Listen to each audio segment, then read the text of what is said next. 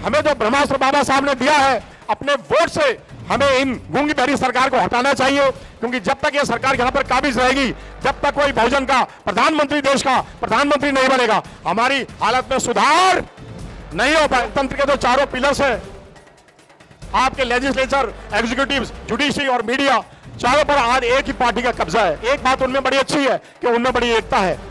दोस्तों, हम 90% लोग और हमारे अंदर एकता का अभाव है, और वो 10% लोग, उनके अंदर कितनी एकता है। देखो, किसी भी मुद्दे के ऊपर वो लोग एक हो जाते हैं। अभी देश के अंदर जो 22 जनवरी हुआ, वो आप ईमानदारी से मानना, पूरे भारत के अंदर वो लोग एक थे। उन्होंने अपना डंका बजा दिया और हमारे 90% लोग, दबे कुचले लोग हमारे, और उनके ऊपर अत्याचार बढ़ रहे हैं, लेकिन उनका खून कभी खौलता नहीं है।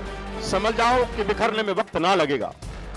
ना समझना कि मुकद्दर है तुम्हारा, ये तो बाबा साहब की मेहनत का फल है सारा। और संगठित होकर इस सरकार को तख्ते से हटाते चलो, वरना आपका आरक्षण और लोकतंत्र भी बच ना सकेगा, बच ना सकेगा।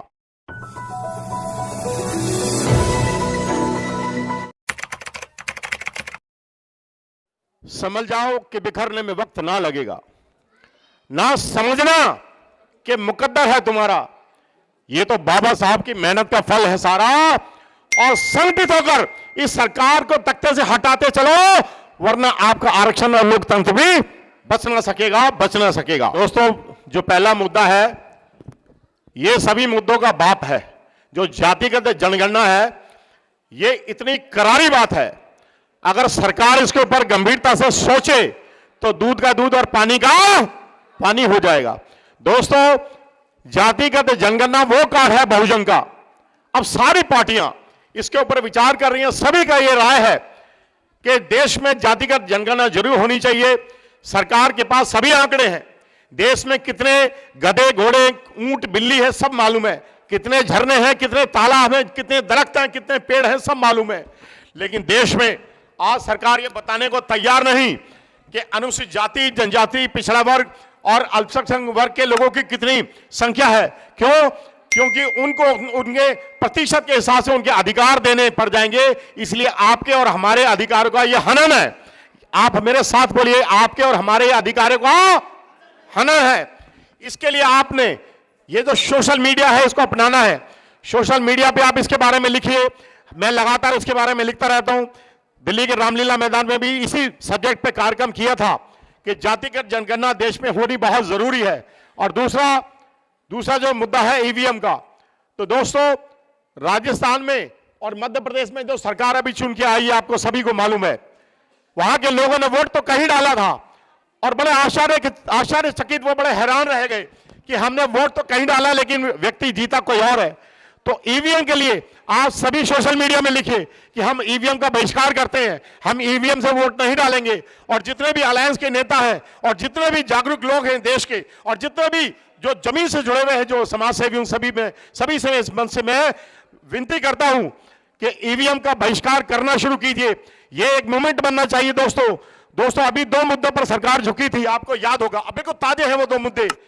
एक तो 1 अप्रैल और 2018 को, उससे 1 हफ्ते पहले देश के अखबारों में एक खबर छपी थी, अनुसूचित जाति जनजाति अत्याचार निवारण एक्ट को नलीफाई कर दिया था, बिल्कुल जीरो कर दिया था। एक छोटा सा वो अधिकार था दबे कुचले लोगों के पास अपने आप को बचाने के लिए।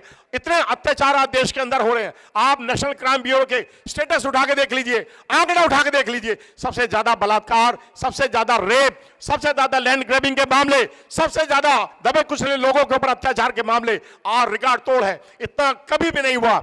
दोस्तों, इसके अलावा आपने किसान आंदोलन देखा था। किसान आंदोलन में किसानों ने एकजुट होकर के 14 महीने तक दिल्ली के बॉर्डर्स को घेरा था। इन दोनों मुद्दों पर जो है सरकार घुटनों पर आ गई थी। तो इसलिए जो SC/ST एट्रोसिटी प्रिवेंशन एक्ट की बहाली हुई, वापस उसकी जो रोल बैक किया गवर्नमेंट ने और किसानों को उनका जो हक दिया, इसके लिए जो 2 अप्रैल जो भारत में हुआ था 2018 को, और किसानों के लिए जोरदार तालियां बजा दीजिए। दोस्तों, माफ करना आप सब लोग, मेरी निगाह में एहसान फरामोश लोग हैं। बाबा साहब ने अपना पूरा जीवन दे दिया। आज हम इन मंचों से बात कर रहे हैं।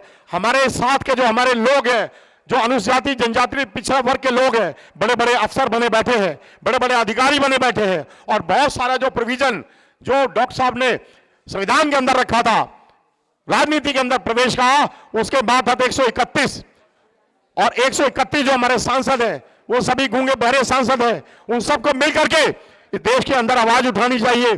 जातिगत जनगणना और ईवीएम को हटाना ये हमसे ज्यादा उनकी जिम्मेवारी है, जो कि जीत करके जनता के प्रतिनिधि बनकर लोकसभा और राज्यसभा में बैठे हैं।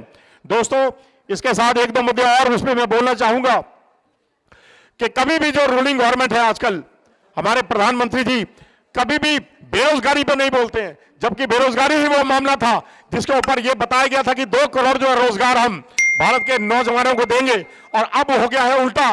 2 करोड़ लोगों को अब प्राइवेट सेक्टर से निकाला जा रहा है, तो 2 करोड़ तो नौकरी मिली नहीं और 2 करोड़ हाथ से छिन गई, तो 4 करोड़ नौकरियां प्रतिवर्ष जो है जाती जा रही हैं। आने वाले समय में जब आपके बच्चे स्नातक हो जाएंगे, ग्रेजुएट्स हो जाएंगे, पोस्ट ग्रेजुएट्स हो जाएंगे, ये लोग कहां जाएंगे, इसके ऊपर सोचें। तो ये बिल्कुल सही वक्त है, आपको सत्ता का परिवर्तन करना चाहिए। Change is the essence of life. जब तक देखिए मौसम भी बदलते हैं तो इंसान जिंदा रहता है, इसलिए आपको परिवर्तन की आवश्यकता है। और दूसरा मामला है महंगाई का। ये वही सरकार है जो बार बार कहते थे, इनकी जो महिलाएं जो नेता थी कहती थी 400 रुपए का सिलेंडर कर दिया कांग्रेस ने, 400 रुपए का सिलेंडर कर दिया। आज वही जो इनकी महिला नेता हैं पता नहीं कहां छुपी बैठी है, देश में 1000 रुपए से ज्यादा सिलेंडर बिक रहा है। आज अगर आप किसी 10 गरीब आदमी को रोक लें, आज किसी स्नातक से पूछे भैया क्या तनख्वाह मिलती है प्राइवेट सेक्टर में, 15,000 रुपए की तनख्वाह उनको मिलती है, तो आप मेरे को बता दीजिए, जो आपका बेटा 15,000 रुपए पढ़ लिख करके कमाएगा तो क्या वो अपने परिवार को पालेगा? क्या कोई स्नातक 15,000 में अपना परिवार पाल सकता है कि देश के अंदर? बताइए मेरे को हाथ उठा के, क्या कोई 15,000 रुपए में अपना परिवार पाल सकता है क्या? देश में बेरोजगारी की वो मतलब इंतहा हो गई। तो इसीलिए हमें इस गूंगी बहरी सरकार को, हमें जो ब्रह्मास्त्र बाबा साहब ने दिया है, अपने वोट से हमें इन गूंगी बहरी सरकार को हटाना चाहिए। क्योंकि जब तक यह सरकार यहां पर काबिज रहेगी, जब तक कोई बहुजन का प्रधानमंत्री, देश का प्रधानमंत्री नहीं बनेगा, हमारी हालत में सुधार नहीं हो पाएगा। इसलिए हमें मिलजुल करके ऐसी आवाज उठानी चाहिए।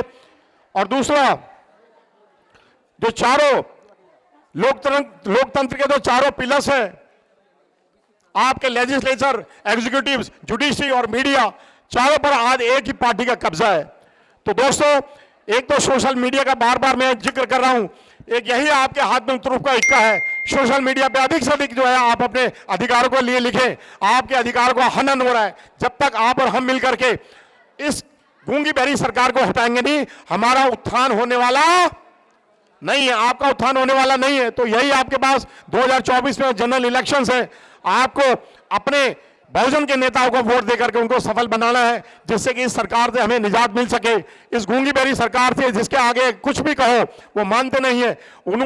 एक बात उनमें बड़ी अच्छी है कि उनमें बड़ी एकता है। दोस्तों, हम 90% लोग और हमारे अंदर एकता का अभाव है, और वो 10% लोग, उनके अंदर कितनी एकता है। देखो, किसी भी मुद्दे के ऊपर वो लोग एक हो जाते हैं।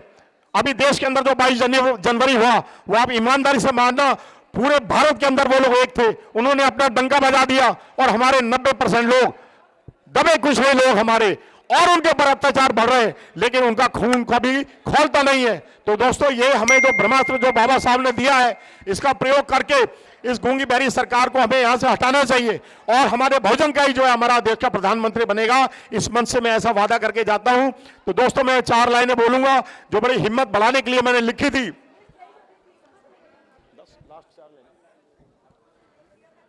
कि ज़मीर जिंदा रख, ज़मीर कहते हैं आपकी अंतरात्मा को, कि ज़मीर जिंदा रख और कबीर जिंदा रख, और सुल्तान भी बन जाए तो दिल में फकीर जिंदा रख, और हौसलों के तरकश में उम्मीद का वो तीर भी जिंदा रख कि जिंदगी में सब कुछ हार जाए लेकिन जीतने की उम्मीद जिंदा रख, जीतने की उम्मीद जिंदा रख। बहुत बहुत धन्यवाद।